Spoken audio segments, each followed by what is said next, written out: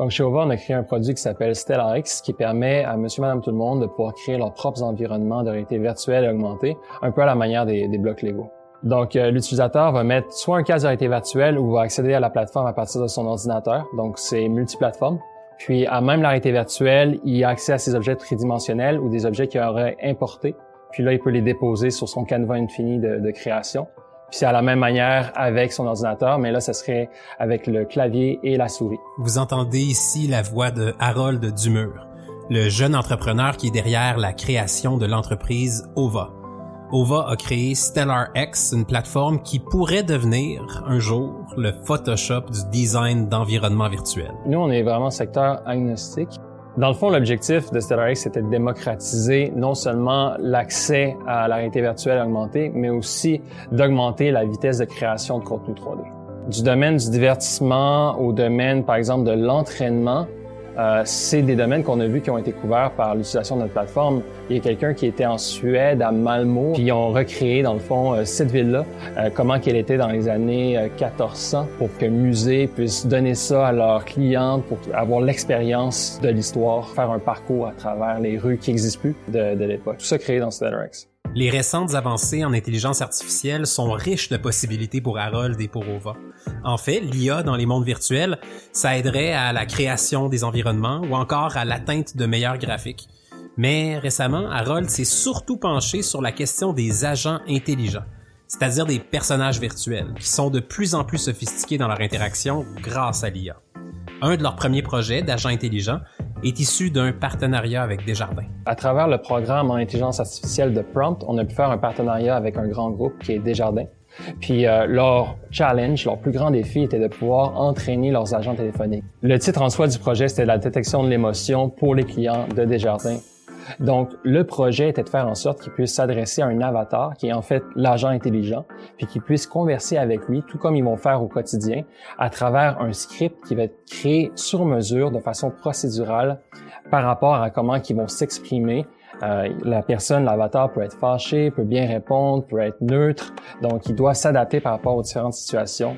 En d'autres termes, Harold a construit un être virtuel, une sorte de client artificiel, accessible à travers un casque de réalité virtuelle, que Desjardins peut utiliser pour former ses agents téléphoniques. Le point de vue dans ce projet-là de l'agent téléphonique, c'est de mettre un casque sur sa tête et ainsi de pouvoir converser avec le chatbot par la voix, de le voir, de visualiser aussi comment il se sent à travers différentes couleurs que l'avatar va prendre et de pouvoir converser avec lui de façon naturelle. L'intelligence où elle se trouve, c'est dans la reconnaissance vocale, puis dans le choix par rapport aux réponses. Des fois, la réponse peut être la même, mais la tonalité de comment l'agent parle, ça, c'est détecté. C'est là que ça va changer comment que l'autre aussi se projette. S'il devient rouge parce qu'il est fâché, hey, quand tu me parles, t'es sec. Ce type d'agent intelligent qui combine un avatar graphique à la reconnaissance vocale, la synthèse vocale et même à la reconnaissance des émotions, eh bien aujourd'hui, la création de ce type d'agent, c'est un secteur qui est en pleine explosion. Oui, totalement. Puis je pense que c'est là que ça devient intéressant pour l'industrie créative. C'est-à-dire qu'aujourd'hui, quand on vient à jouer, puis je vais faire un parallèle avec les jeux vidéo, on est souvent mis face à des NPC, des non-player characters, c'est-à-dire des individus, des avatars qui sont pas représentés par quelqu'un d'autre qui est connecté à différents endroits dans le monde. C'est entièrement un agent intelligent. Mais souvent, ces agents intelligents-là ont pas nécessairement une intelligence artificielle à l'intérieur qui leur permet justement d'avoir des émotions, de pouvoir réagir, de pouvoir co-créer avec l'utilisateur qui est le joueur. On comprend vite l'intérêt pour ce type d'agent intelligent dans le monde des jeux vidéo. Ils ont en effet un impact vraiment intéressant sur l'expérience et le plaisir des joueurs. Mais Harold y voit des usages qui peuvent aller encore plus loin, notamment en ce qui concerne ce qu'il appelle la co-création dans les mondes virtuels. À part le non-player character, pour la détection de l'émotion, je vois un énorme bénéfice. Ça demande beaucoup d'efforts créer des environnements, c'est-à-dire qu'il faut glisser, déposer, c'est des mouvements, c'est aussi de la réflexion sur quelle direction créative qu'on va prendre. Je pense que l'agent intelligent qui va évoluer va venir nous aider à co-créer les environnements basés sur ce qu'on aime, mais non seulement de façon créative, mais intrinsèque.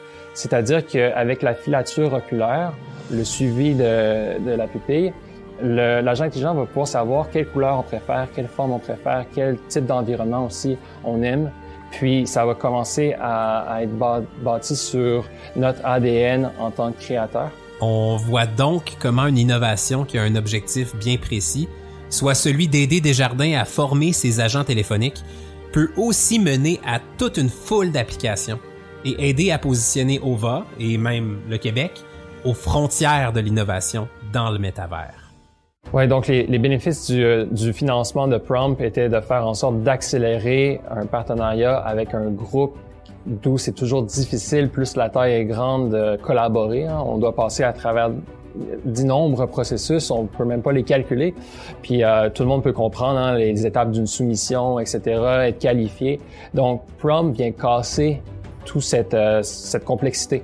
Puis ça permet, en quelques semaines, une fois qu'on est accepté, de pouvoir déjà aller vers une preuve de concept, de pouvoir parler aux bonnes personnes, puis d'avoir des gens intéressés alentour de la table, parce que il y a plus qu'une partie qui est impliquée dans le projet. Il y a le financement de Prompt, il y a le financement de Desjardins, il y a le financement d'OVA. Donc tout le monde ensemble s'y met la partie. Puis ça vient diminuer le risque aussi sur l'aspect recherche et développement, qui est bien entendu sous le parapluie de l'intelligence artificielle.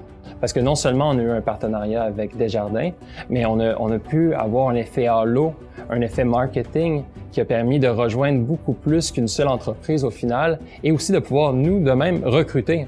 Le but de Desjardins, c'est de recruter des agents téléphoniques, mais notre but finalement aussi indirect a été servi par le même fait.